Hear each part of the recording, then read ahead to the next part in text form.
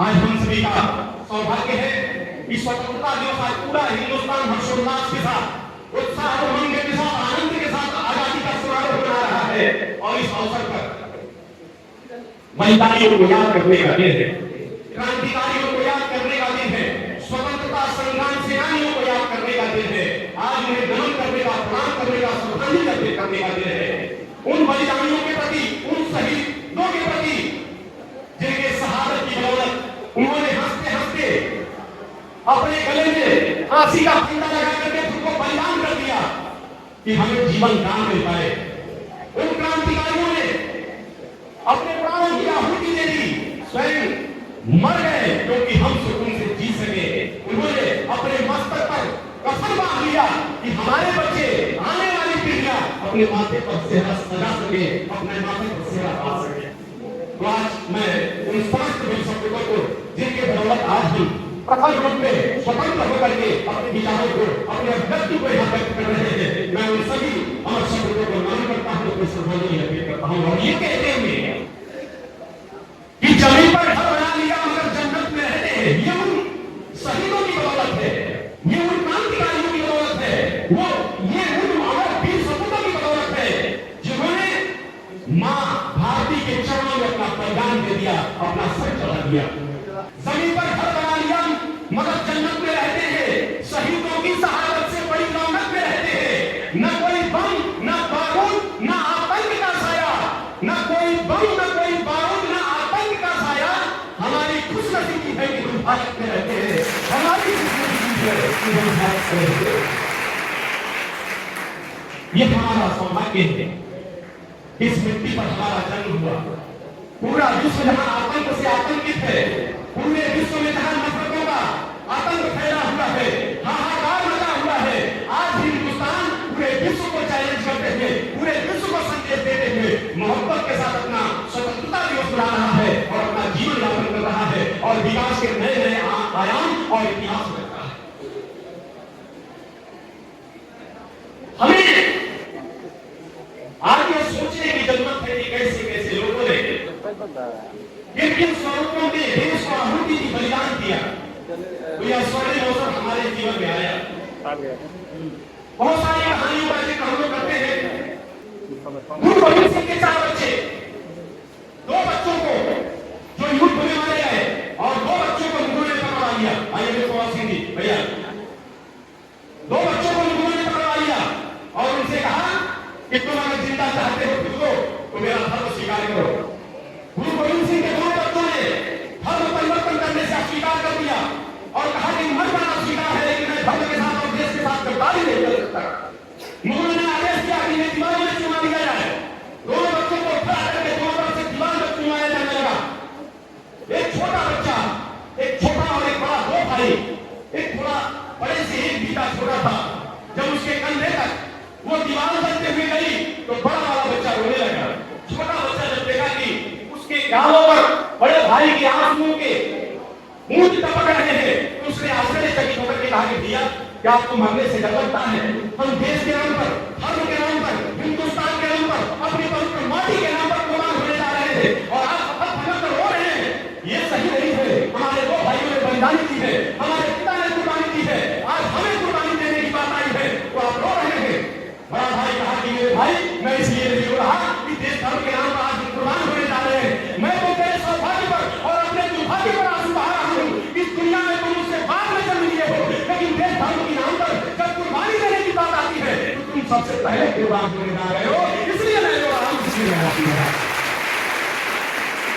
हमारे देश की बेटियों की जब बात आती है, जब हिंदुस्तान के बालिकाओं की बात आती है तो कहीं से भी बेटों से कम कुर्बान नहीं होगा। इस हिंदुस्तान की आजादी के लिए नहीं दिया गया। पेशवा के 8 साल की बेटी नैना को जब हेडलॉक ने पकड़ा दिया और कहा कि तुम्हारा पिता कहाँ रहता है, उसने दस्तावेजों को कहाँ छुपा के रखा है बताओ। 8 साल की बेटी ने कहा कि मर जाऊंगी लेकिन पिता का पता नहीं बताऊंगी, दस्तावेजों का पता नहीं बताऊंगी।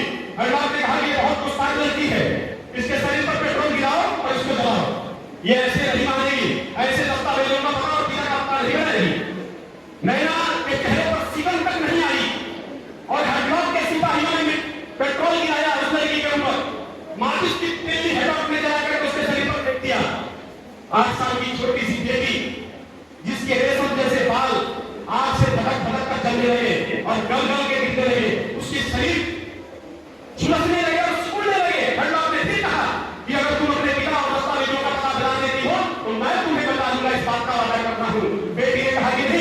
बलिदान मेरे खून में है। मेरे देश की बहुत सारी माताओं बहनों ने प्राण की आहुति दी है देश की आजादी के लिए, और तुम हमें ये चाहते हो कि बेटी चुप जाएगी, तो ये तुम्हारा गलत सोच है, गलत मानसिकता है। मैं मर जाऊंगी लेकिन देश धर्म के साथ कोई गद्दारी नहीं करूंगी। हैडलॉक ने कहा, एक बार फिर से सोच लो। बेटी ने धिक्कार करते हुए कहा कि सुन लो हैडलॉक, मैं मरने से इनकार नहीं, मर्जी है भाग्य विधाता की। 8 साल की बेटी की आवाज सुनिएगा, जो चैलेंज हैडलॉक जैसे लाचारी के सामने पेश करती है, प्रस्तुत करती है कि मरने से इनकार नहीं, मर्जी है भाग्य विधाता की।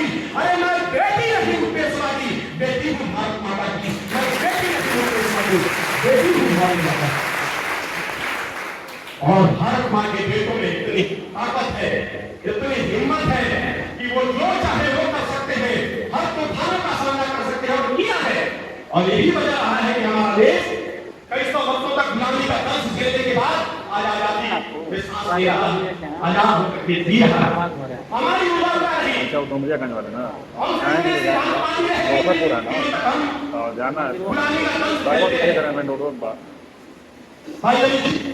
अब इतने उदार रहे, इतने सिद्धांतवादी रहे। हमारे राजा महाराजा जो युद्ध जीतने के बिल्कुल करीब होते थे, वो ये कह के दुश्मनों को छोड़ दिए, इसके हाथ में हथियार नहीं है तो हम इसके ऊपर बात नहीं करेंगे। ये सिद्धांत था, ये उदारता थी इनकी। पृथ्वीराज चौहान ने 16 बार मोहम्मद गोरी को छोड़ा, लेकिन मोहम्मद गोरी ने अवसर पाया तो एक बार भी नहीं छोड़ा। अंग्रेजों ने कहा कि सिद्धांत को मारो गोरी, उदारता को मारो गोरी, युद्ध को जैसे जीता जा सकता है उस तरह से जीतो। मुसलमानों ने कहा खून बहाओ, खून की नदियां बहा डालो, लेकिन युद्ध को जिताओ। उनके आगे कोई सिद्धांत नहीं था, कोई उदारता नहीं, कोई मानवता नहीं था।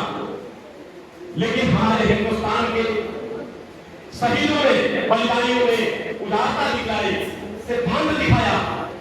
आपको याद होगा वो घटना महाभारत का, जब कर्ण युद्ध में है, अपना अंतिम युद्ध लड़ने के लिए तैयार है, और उसका रथ जमीन में धंस जाता है। अर्जुन से कृष्ण भगवान कहते हैं कि अब क्या देख रहे हो, इससे बड़ा अवसर कर्ण को मारने का दूसरा कोई मिल नहीं सकता। उठाओ धनुष, चढ़ाओ प्रत्यंचा, मारो इसके सिरे में। अर्जुन ने कहा कि महाराज आप तो भगवान हैं, आप अच्छी अच्छी बातें गीता के ज्ञान में बताए हैं, सुनाए हैं, आप सर्व समाज को ज्ञान देते हैं, और हमसे कह रहे हैं कि असहाय व्यक्ति पर मैं धनुष बाण चला दूं। भगवान कृष्ण ने कहा कि बिना मतलब की बात मत करो, जो मैं कह रहा हूं वो करो। अर्जुन ने कहा कि नहीं, ये गलत हो जाएगा, मैं मुंह में नहीं दिखाता हूं समाज को कि जिसके हाथों में हथियार नहीं है, जो अपना रथ निकालने के लिए जमीन पर बैठा हुआ है, उसको मैं कैसे मारूं साहब। भगवान कृष्ण ने कहा सुनो, इसी सिद्धांत की वजह से तुम्हारी ये हस्त बनी हुई है, ये हालत है। तुम याद करो, जब कड़ा होंगे दुख कराने, ये तुम्हारी पत्नी को शब्द खींचा जा रहा था, तो इसी कर्म ने गलत शब्दों से उसे आभूषित किया था और उसे हिंसा कहा। तुम भूले हो, जब तुम्हारा बेटा वंशपुर क्षेत्र में भावावस्था में, नवरात्र अवस्था में बड़ा हुआ था, तो यही वो करना है जिसने अपना पैर उठाकर उसके मस्तक पर रख करके बना था। क्या तुम भूल गए हो?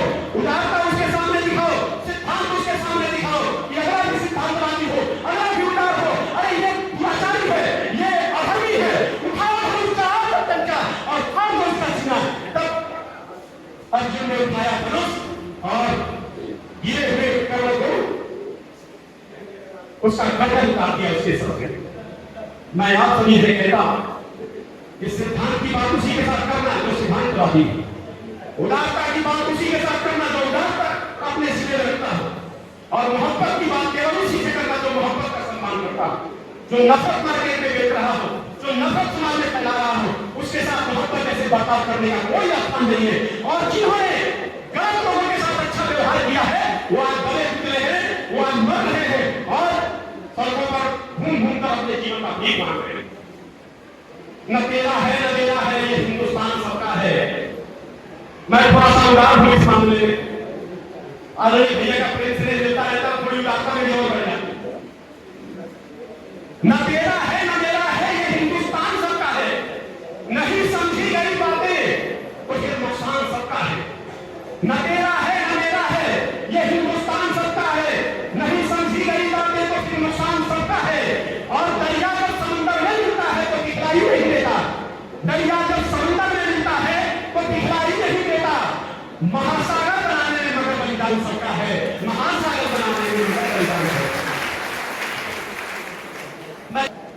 एक छोटी सी घटना जो शायद आपने भी सुना होगा, आपको भी प्रेरणा मिली होगी।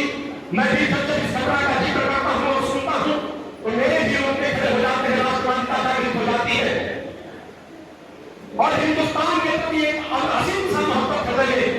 उन्हें लगता है जब स्वामी विवेकानंद जी एक बार यात्रा के दौरान विदेश की सतही पर गए, वहां के लोगों ने उनका अभिवादन करने के लिए समय निकाला। जब जैसे ही वो सीट से नीचे उतरे, वहां के लोग पहुंचे और उन्हें प्रणाम किया, उनसे कहा hello sir, welcome. Swami ji ने कहा कि आपको बहुत बहुत धन्यवाद। अंग्रेजों को लगा कि शायद इनको हिंदी नहीं आती है, इसलिए हम अंग्रेजी में बात करते हैं, तो स्वामी जी हिंदी में उत्तर देते हैं। फिर उन्होंने कहा कि सर आप कैसे हैं? स्वामी जी ने कहा फाइन, थैंक यू। अंग्रेज सोचने लगे कि जब हमने इनसे अंग्रेजी में बात की तो इन्होंने हिंदी में उत्तर दिया, और जब हमने हिंदी में बात की तो इन्होंने अंग्रेजी में उत्तर दिया, इसके पीछे कारण क्या हो सकता है? स्वामी जी से उत्सुकता को लगे, व्यक्ति ने पूछा कि महाराज इसके पीछे कारण क्या है कि हम अंग्रेजी में बात करते हैं तो आप हिंदी में उत्तर देते हैं, जब हम हिंदी में बात करते हैं तो आप अंग्रेजी में उत्तर देते हैं, इसके पीछे का कारण क्या है? तो स्वामी जी ने कहा कि कारण कोई नहीं है।